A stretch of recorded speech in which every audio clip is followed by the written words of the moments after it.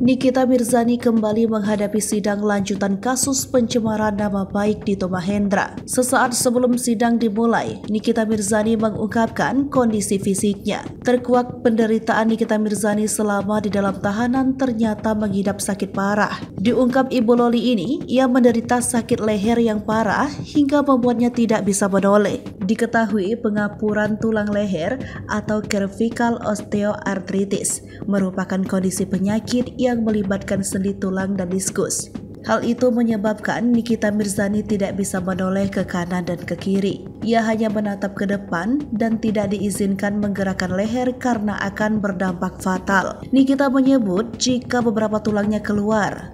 Nikita Mirzani juga mengatakan sakit yang dideritanya sudah terjadi sebelum penahanan dilakukan. Namun, beberapa hari terakhir menuju sidang hari ini, Nikita Mirzani mengalami kondisi fisik yang parah hingga demam tinggi. Hal itu terjadi karena tulang leher Nikita Mirzani semakin tidak membaik.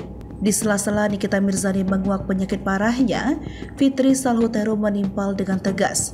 Ia turut menguak bukti dari sakit parah yang diderita Nikita Mirzani. Kendati begitu, Nikita Mirzani diberikan izin oleh pihak Kejari Serang untuk melakukan check up dan pengobatan. Oleh karena itu, Nikita Mirzani akan melakukan kontrol selama 1 minggu 3 kali.